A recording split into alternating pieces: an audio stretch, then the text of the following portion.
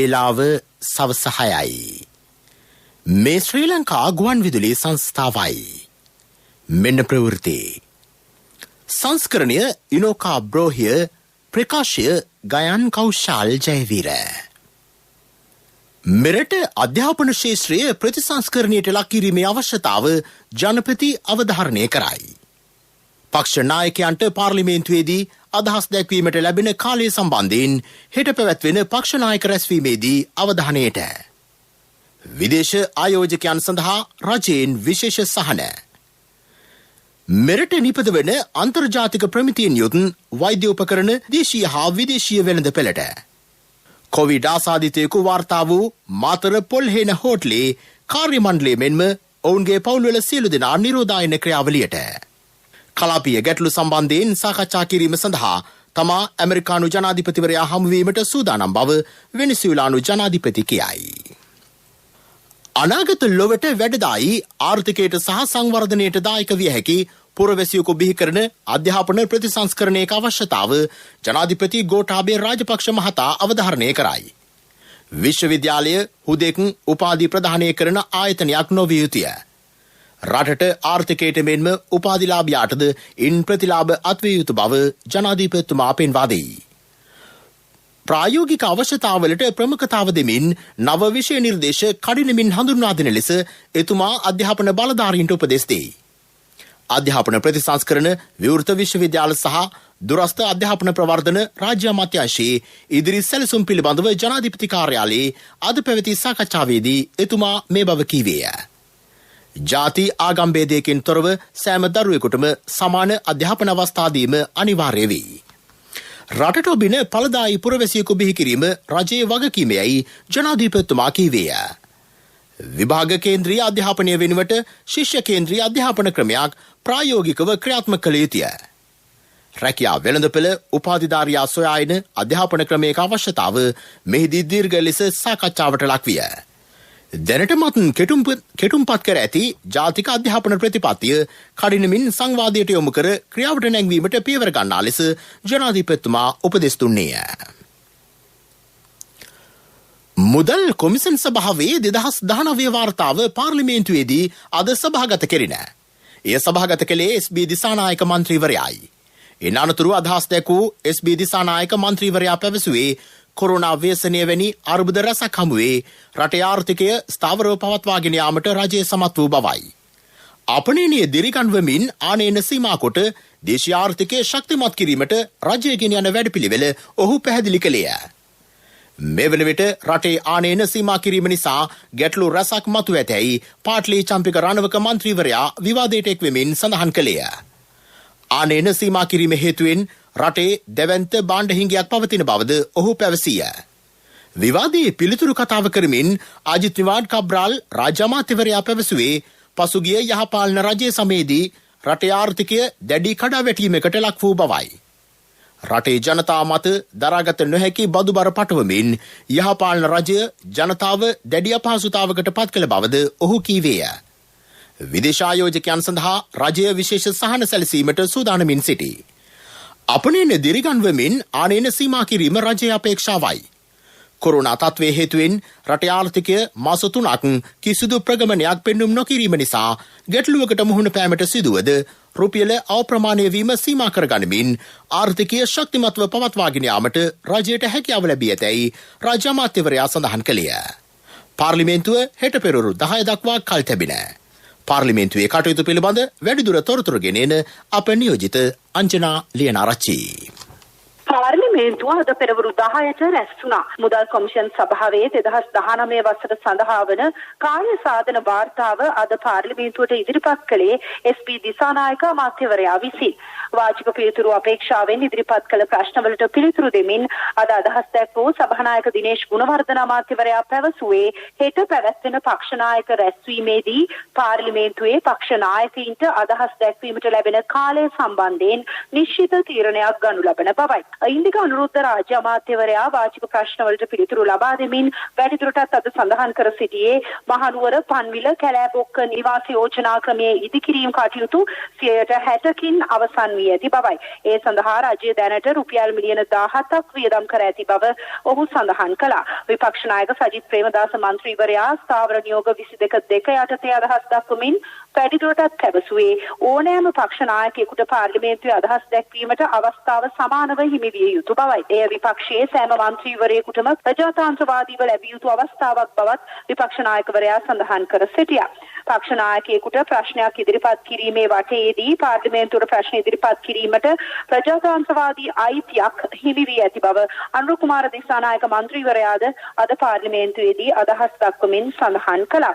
මුදල් කොමිෂන් සභාවේ 2019 වසර සඳහා වන කාර්යසාධන වාර්තාව අවසන් කරමින් විවාදයේ පිළිතුරු කතාව කළ අජිත් නිමාඩ් කබ්‍රාල් මහතා සඳහන් කළේ රජය රටේ ආර්ථිකය ගොඩනැංවීම සඳහා විධිමත් යාන්ත්‍රණයක් ක්‍රියාත්මක කර ඇති බවයි. පාර්ලිමේන්තුව හෙට පෙරවරු 10 දක්වා කල් තබනු ලැබුවා. මම අංජනා ලියනාරච්චි ජාතික ගුවන්විදුලියේ ප්‍රවෘත්ති අංශය වෙනුවෙන්. මෙරට නිපද වෙන අන්තර්ජාතික ප්‍රමිතියෙන් යුත් වෛද්‍ය උපකරණ දේශීය හා විදේශීය වෙළඳපළට නිකුත් කිරීමට සූදානම් බව ආර්ථික පුනර්ජීවනය හා දරිද්‍රතාවය තුරන් කිරීම සඳහා වන ජනාධිපති කාර්යසාධක බලකායේ සභාපති බැසිල් රාජපක්ෂ මහතා පවසයි. එමගින් දේශීය වෛද්‍ය උපකරණ වල අවශ්‍යතාව සම්පූර්ණ කර ගැනීමටත් අපනයනය තුළින් ආර්ථික සංවර්ධනය කර ගැනීමටත් හැකියාව ඇතැයි හෙතෙම සඳහන් කරයි. මේඩ් ඉන් ශ්‍රී ලංකා ව්‍යාපෘති යටතේ බණ්ඩාරගම පිහිටුවා ඇති වෛද්‍ය පරිභෝජන උපකරණ නිෂ්පාදන කර්මාන්ත ශාලාවේ ප්‍රගතිය සම්බන්ධයෙන් ටෙක්නෝ මෙඩික්ස් ෆ්ලෙක්සිකයා ආයෝජන පුද්ගලික සමාගමේ නිලධාරීන් සමග අර්ලියගහ මන්දිරයේ ඊයේ පැවති සාකච්ඡාවකදී බැසිල් රාජපක්ෂ මහතා මේ බව පැවසීය. එම සමාගමේ සාමාන්‍ය අධිකාරී සංජීව ජයසිංහ මහතා සඳහන් කළේ එක්සත් රාජධානිය මේ සඳහා ඩොලර් මිලියන 15කට වැඩි ආයෝජනයක් සිදු කර ඇති බවයි. මේ වන විට කර්මාන්ත ශාලාව නිෂ්පාදන කටයුතු සඳහා සම්පූර්ණයෙන්ම සූදානම් කර තිබේ. තවත් මාසකින් පමණ පළමු බහලුම් අපනයනය සඳහා අවසර ලබා ගැනීමට හැකිවනු ඇති බව හෙතෙම කියයි. මෙහි නිෂ්පාදනය කරන වෛද්‍ය පරිභෝජන නිෂ්පාදන වලින් 95% අපනයනය කෙරේ. මාතර පොල්හෙන ප්‍රදේශයේ පෞද්ගලික හෝටලයක නිරෝධායනය වෙමින් සිටි කොවිඩ් ආසාදිත රුසියානු ජාතික ගුවන් සේවකයා පිළිබඳව කිසිදු ගැටලුවක් ඇති කරගත යුතු නැතැයි වසංගත රෝග විද්‍යාංශයේ අධ්‍යක්ෂ විශේෂඥ වෛද්‍ය සුදත් සමරවීර මහතා පවසයි. එම හෝටලේ නිරෝධායනයට ලක්වෙමින් සිටි රුසියානු ජාතික ගුවන් කාර්ය මණ්ඩලයේ 15 දෙනෙක්ගෙන් එක් අයෙකුට වෛරසය ආසාදනය වී ඇති බවට තහවුරු වී තිබේ. මාතර ඇති වී ඇති තත්ත්වය සම්බන්ධයෙන් සමාජ මාධ්‍ය ජාලා මෙන්ම මාධ්‍යවල ප්‍රචාරය වන කරුණු සම්බන්ධයෙන් සෞඛ්‍ය ප්‍රවර්ධන කාර්යාංශයේ අද පැවති මාධ්‍ය හමුවකදී මාධ්‍යවේදියෙකුගේ ප්‍රශ්නයකට පිළිතුරු දෙමින් විශේෂඥ වෛද්‍ය සුදත් සමරවීර මහතා මෙම අදහස් පළ කළේය. එම හෝටලේ කාර්ය මණ්ඩලය මෙන්ම ඔවුන්ගේ පවුල්වල සියලු දෙනා මේ වන විට නිරෝධායන ක්‍රියාවලියට යොමු කර ඇතැයි ඔහු පැවසීය. මාතර ප්‍රදේශයේ නිරෝධායනය වෙමින් සිටපු රුසියාවේ සිට පැමිණි ගුවන් සමාගම ගුවන් යානයක හිටපු කාර්ය මණ්ඩලයේ එක්කෙනෙක්ට COVID-19 රෝගය ආසාදනය වෙලයි කියලා තහවුරු වුණා. ඉතින් ඒ සමගම අපි සාමාන්‍යයෙන් කරන්නේ ඕනම අවස්ථාවක මේ වගේ රෝගීන් වාර්තා වුණාම නිරෝධායන මධ්‍යස්ථානයක සිටියත් අපි විශ්ලේෂණයක් කරනවා, අපි ගැඹුරින් අධ්‍යයනය කරනවා. ඒ කොයිතරම් දුරකට නිරෝධායනය පිළිබඳව ක්‍රමවේදයන් පාවිච්චි කරලා තියෙනවද, යම්කිසි විදියකින් අපේ සමාජයට එතනින් ගැටලුවක් ඇති වෙන විදිහේ ක්‍රියාකාරීත්වයක් සිද්ධ වෙලා තියෙනවා. ඉතින් මෙතනදී අපිට ඒක අඳුනා ගන්න පුළුවන් වුණා මේ හෝටලේ කාර්ය මණ්ඩලය සාමාන්‍යයෙන් ඒ වගේ කාර්ය මණ්ඩලය ගෙදර නොගසින් ඒ හෝටලේම නිරෝධායන කාලය තුලදී ඉන්න ඕන ඉඳලා නිරෝධායනය වෙන පිරිස ගියාට පස්සේ එහෙම නැත්නම් තමුන් ගෙදර යන්න කලින් සුමාන දෙකක් නිරෝධායනය වෙලා තමයි යන්න ඕනේ. එසේ නොමැතිව ඒ කාර්ය මණ්ඩලයේ සමහර පිරිස් ගෙදර ගිය බව අපිට වාර්තා වුණා. ඒ නිසා අපි ඔවුන්වත් සහ ඔවුන්ගේ පවුල්වල අයවත් නිරෝධායනය කරන්න කටයුතු කළා. ඒ වගේම අපි නැවත වතාවක් ඒ කාර්ය මණ්ඩලයේ අවශ්‍ය PCR පරීක්ෂණ ඒ වගේම ඒ නිරෝධායනය කරන පවුල්වල අයගේ PCR පරීක්ෂණ කරලා කොයිතරම් දුරට ඔවුන්ට ඒ රෝගය පිළිබඳ අවධානමක් තියෙනවද කියන එක හඳුනා ගැනීමට කටයුතු කරමින් පවතිනවා.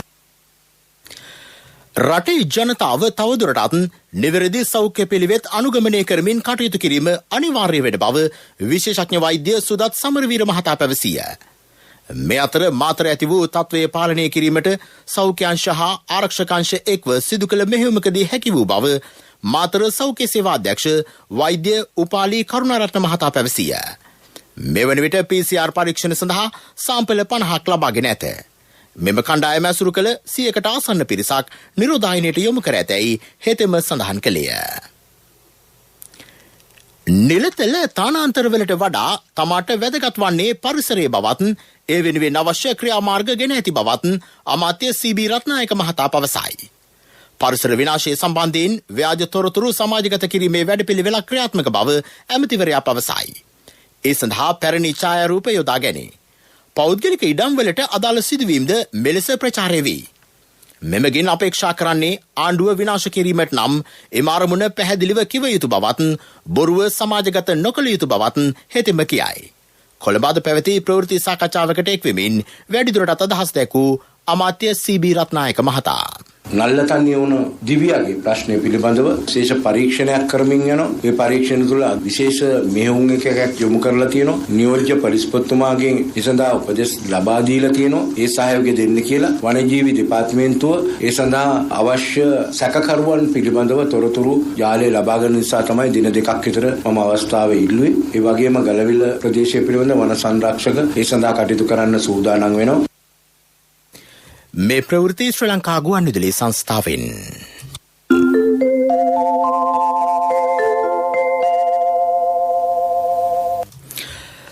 පාස්කු ප්‍රහාරය සම්බන්ධයෙන් විමර්ශනය කරන ජනාධිපති කොමිසම වර්තමානයේදී ක්‍රියාත්මක බැවින් ඒ සම්බන්ධයෙන් මාධ්‍ය නිවේදන නිකුත් කරමින් වළකින ලෙස හිටපු ජනාධිපති මෛත්‍රීපාල සිරිසේන මහතාට ඔහුගේ පෞද්ගලික ලේකම්වරයාට සහ කොළඹ පදවියේ සහායක රදගුරුතුමන්ලා තිදෙනාට එම කොමිසම අද අවවාද කළේය. හිටපු ආරක්ෂක රාජ්‍ය අමාත්‍ය රුවන් විජේවර්ධන මහතා කොමිසම හමුවේ මෙවන විට සාක්ෂි ලබා දෙයි. යාපනයේ මිරිසවිල් සමූහ මිනිස් ඝාතන සිද්ධිය සම්බන්ධයෙන් වරදකරු වී මරණීය දණ්ඩනය හිමිව සිටි යුද හමුදා කෝප්‍රෙල් සුනිල් රත්නායක මහතා පොදු සමාව යටතේ නිදහස් කිරීමට ජනාධිපතිවරයා ගත් තීරණය අභියෝගයට ලක් කරමින් ගොනු කර ඇති මූලික අයිතිවාසිකම් පෙත්සම සලකා බැලීමේ කටයුතු වලින් තමා ඉවත් වන බව ශ්‍රේෂ්ඨාධිකරණ විනිසුරු ප්‍රියන්ත ජයවර්ධන මහතා විවෘත අධිකරණයේදී අද ප්‍රකාශ කළේය. එම පෙත්සම ප්‍රියන්ත ජයවර්ධන ප්‍රීති පද්මන් සූරසේන සහ යසන්ත කෝදාගොඩ යන මහත්වරුන්ගෙන් සමන්විත ත්‍රිපුද්ගල ශ්‍රේෂ්ඨාධිකරණ මඩුල්ල ඉදිරියේ සලකා බැලීම සඳහා අද කැඳවනු ලැබින. එහිදී විනිසුරු ප්‍රියන්ත ජයවර්ධන මහතා ප්‍රකාශ කළේ ජනාධිපති සමාව හිමි වූ විත්තිකරු වරදකරු කරමින් ශ්‍රේෂ්ඨාධිකරණය දුන් තීන්දුවේ විනිසුරු මඩුල්ලේ සමාජිකයෙකු ලෙස තමා කටයුතු කළ බවයි. මේ හේතුවෙන් තමා පෙත්සම සලකා බැලීමේ ක්‍රියාවලිය නිවත් වෙන බව ඔහු සඳහන් කළේය. ඉන් අනතුරුව පෙත්සම සලකා බැලීම පෙබරවාරි මාස 8 වෙනිදා දක්වා කල් තැබින. 2015-2019 කාලය තුළ ශ්‍රී ලංකා විදේශ සේවා නියුක්ති කාර්යාංශයේ සිදු වූ මුල්‍ය වංචා පිළිබඳ සකස් කළ අතුරු කමිටු වාර්තාව රාජ්‍ය අමාත්‍ය ප්‍රියංකර ජයරත්න මහතා වෙත බාර දීම ඊයේ සිදුවිය. අදාළ කාලය තුළ කාර්යාංශයේ සිදු වූ මුල්‍ය අක්‍රමිකතා පිළිබඳව විමර්ශනය කිරීම සඳහා ත්‍රිපුද්ගල කමිටුවක් පත් කෙරින. එහි කමිටු සමාජිකයෝ ලෙස රාකිත අබේගුණවර්ධන, නීතිඥ දුෂ්මන්ත තොටවත්ත සහ නීතිඥ තුෂාරි සූර්යාරච්චි යන මහත්ම මහත්මියහු කටයුතු කළහ. හිටපු අග්‍රාමාත්‍ය රනිල් වික්‍රමසිංහ සහ පාර්ලිමේන්තු මන්ත්‍රී විජේදාස රාජපක්ෂ යන මහත්වරුන්ට දේශපාලන පරිගැනීම් පිළිබඳ සොයා බලන ජනාධිපති පරීක්ෂණ කොමිසම් සභාව හමුවේ ලබන මාස 8 වෙනිදා පෙනී සිටින ලෙස සිතාසී නිකුත් කෙරේ. දූෂණ විරෝධී කමිටුවේ සමාජිකයන් සියලු දෙනා වගඋත්තරකරුවන් කරමින් එදිනට කොමිසම හමුවේ පෙනී සිටින ලෙස කොමිසම් සභාව නොතීසී නිකුත් කළේය. දූෂණ විරෝධී කමිටුවේ නිර්දේශ මත සාවද්‍ය මුදල් පරිහරණය සහ මුදල් විශුද්ධීකරණ යන අසත්‍ය චෝදනා යටතේ ත්‍රිපුද්ගල මහාධිකරණයේ නඩු පැවරීම මගින් දේශපාලන පරිගැනීමක් සිදු වූ බවට ලීට්‍රෝ ගෑස් සමාගමේ විධායක අධ්‍යක්ෂ පියදාස කුඩාබාලගේ මහතා කළ පැමිණිල්ලකට අනුව ඔහු අද කොමිසම හමුවේ පෙනී සිටියේය. කොමිසම ඉදිරියේ සාක්ෂි දෙමින් කුඩාබාලගේ මහතා සඳහන් කළේ කැබිනට් සංදේශය කරහා හිටපු අග්‍රාමාත්‍ය රනිල් වික්‍රමසිංහ මහතා දූෂණ විරෝධී කමිටුව පිහිට වූ නමුත් අග්‍රාමාත්‍ය ලේකම්වරයා ක්‍රියාත්මක කර ඇත්තේ දූෂණ මර්දන කමිටු ලේකම් කාර්යාලයක් බවයි. එකිනෙක වෙනස් නම් කිහිපයක් එකම කාර්යාලයක් සඳහා භාවිත කර ඇති බවට කොමිසම හමුවේ හෙළිවිය.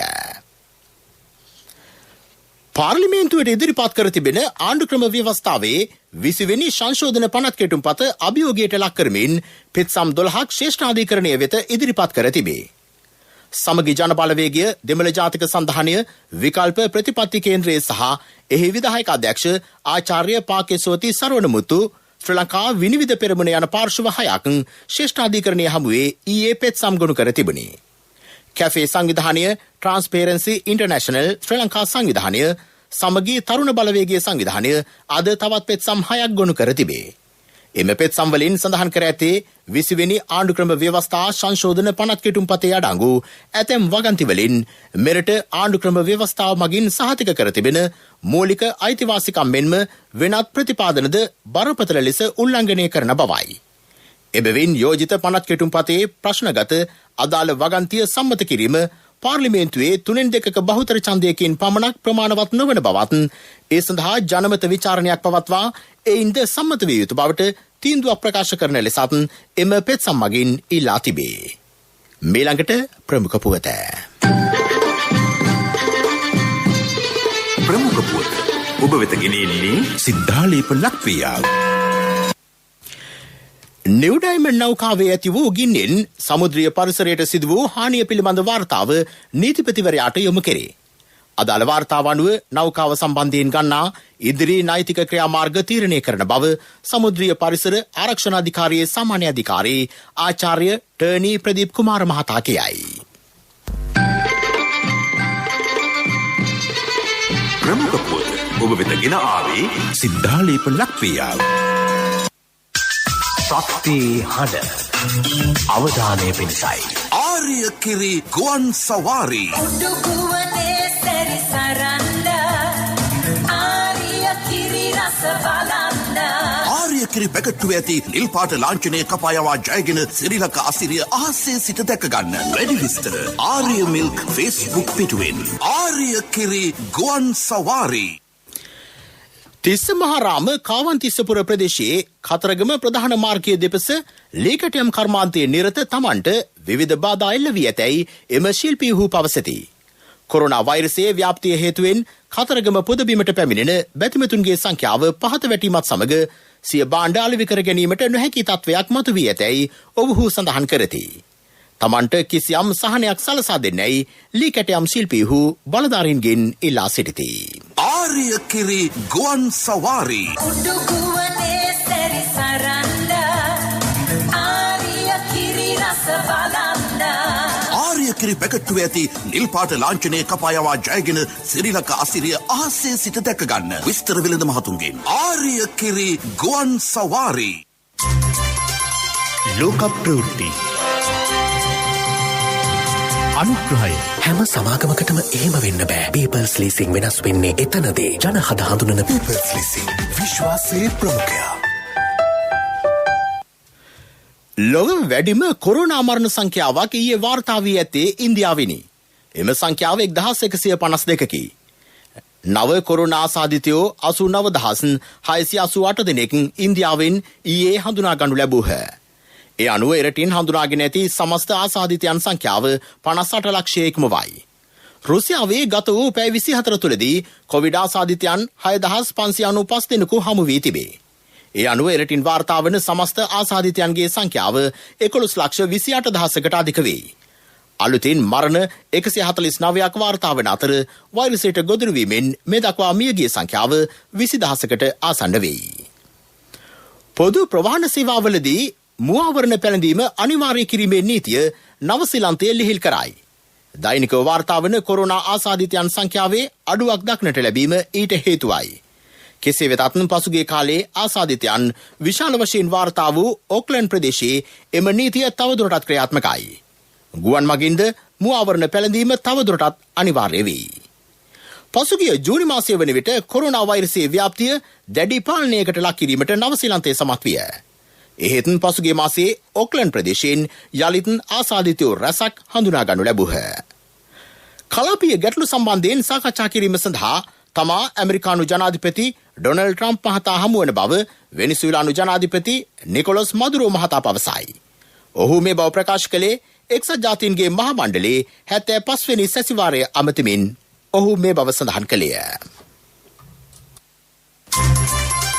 ලෝක ප්‍රවෘත්ති අනුග්‍රහය මේක ඇත්තටම ලේසින් කතාවක් නෙමේ. හොස්පිටල් එකක් කියන්නේ අපි වෙනුවෙන් තියෙන තැනක්. හොස්පිටල් වල පහසුකම් වැඩි කරලා හොස්පිටල් හදලා දහස් ගාණක මිනිස්සුන්ගේ ජීවිත සුවපත් කරනවා කියන්නේ ඒකම ඇතිනේ. හැම සමාගමකටම එහෙම වෙන්න බෑ. People's Leasing වෙනස් වෙන්නේ එතනදී. ජනහද හඳුනන People's Leasing විශ්වාසයේ ප්‍රමුඛයා.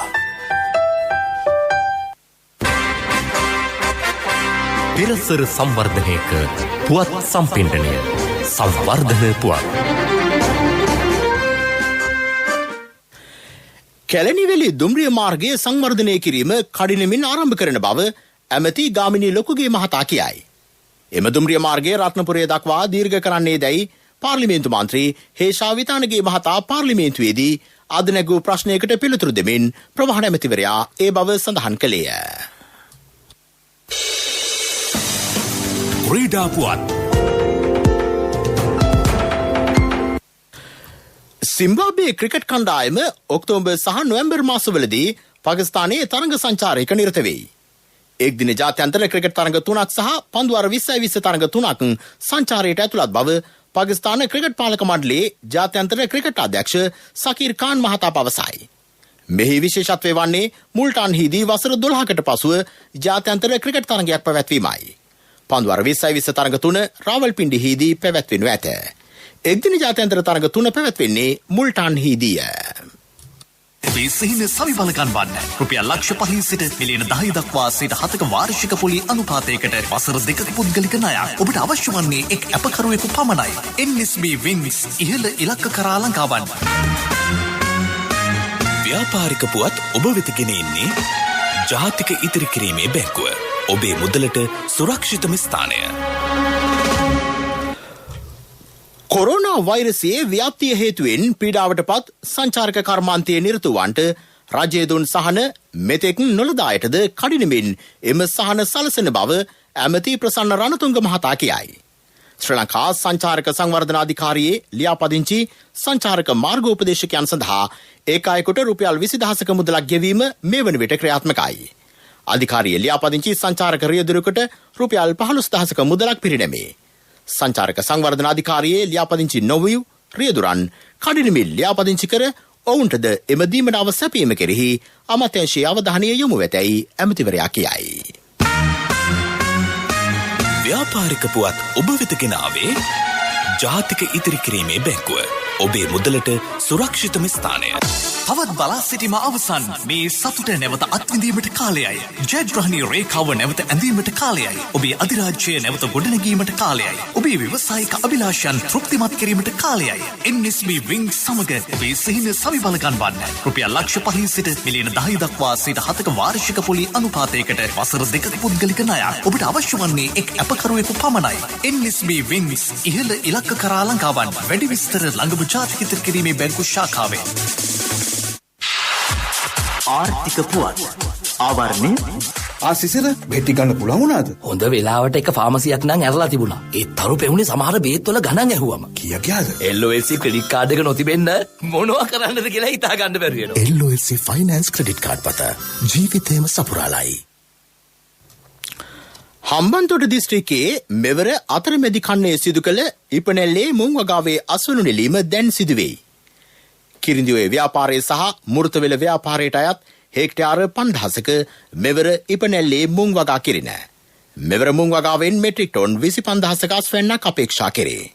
මුං ඇට කිලෝග්‍රෑම් එකක් රුපියල් 285කට අලෙවි කර ගැනීමට හැකිවනු ඇතැයි වගාකරුවෝ විශ්වාසය පළ කරති. ඔන්න ඩොක්ටර් කිව්වද තාත්තට ගෙදර යන්න පුළුවන් කියලා. දුවලට මම නිසා හරි කරදරයක් නේද උනේ. කසුන්ගේ LOLC ක්‍රෙඩිට් කාඩ් එක තිබුණ නිසා කිසි ප්‍රශ්නයක් උනේ නැහැ. තාත්තා සනීප වෙච්ච එකනේ අපේ සතුට. LOLC ෆයිනෑන්ස් ක්‍රෙඩිට් කාඩ් පත ජීවිතේම සපුරාලයි.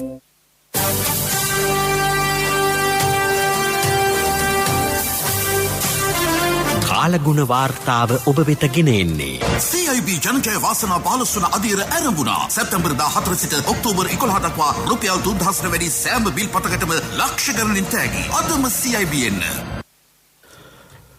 ඌව නැගෙනහිර උතුරු මැද සහ මධ්‍යම පළාත්වලත් මොළතිව් දිස්ත්‍රික්කයේ තැනින් තැන වැසි හෝ ගිගුරුම් සහිත වැසි ඇතිවෙන බව කාලගුණ විද්‍යා දෙපාර්තමේන්තුව පවසයි.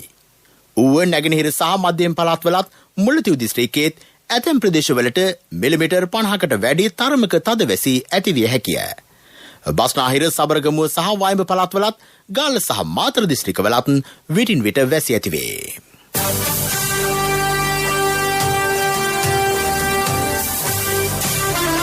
කාලගුණ වාර්තාව ඔබ වෙත ගෙන ආවේ. CIB ජනජය වාසනා 15 වන අදියර ආරම්භුණා. සැප්තැම්බර් 14 සිට ඔක්තෝබර් 11 දක්වා රුපියල් 3000ට වැඩි සෑම බිල් පතකටම ලක්ෂ ගණනින් තෑගි. අදම CIB එන්න.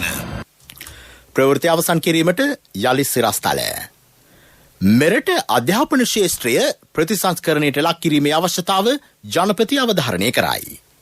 පක්ෂ නායකයන්ට පාර්ලිමේන්තුවේදී අදහස් දැක්වීමට ලැබෙන කාලය සම්බන්ධයෙන් හෙට පැවැත්වෙන පක්ෂ නායක රැස්වීමේදී අවධානයට. විදේශ ආයෝජකයන් සඳහා රජයෙන් විශේෂ සහන. මෙරට නිපද වන අන්තර්ජාතික ප්‍රමිතියෙන් යුත් වෛද්‍ය උපකරණ දේශීය හා විදේශීය වෙළඳ පෙළට. කොවිඩ් ආසාදිතයෙකු වාර්තා වූ මාතර පොල්හේන හෝටලේ කාර්ය මණ්ඩලය මෙන්ම ඔවුන්ගේ පවුල්වල සියලු දෙනා නිරෝධායන ක්‍රියාවලියට. කලාපීය ගැටලු සම්බන්ධයෙන් සාකච්ඡා කිරීම සඳහා තමා ඇමරිකානු ජනාධිපතිවරයා හමුවීමට සූදානම් බව වෙනිසුලානු ජනපති කියයි. ප්‍රවෘත්ති ඉන් සමාප්තයි. අපගේ මීළඟ ප්‍රධාන ප්‍රවෘත්ති ප්‍රකාශය රාත්‍රී 9ට.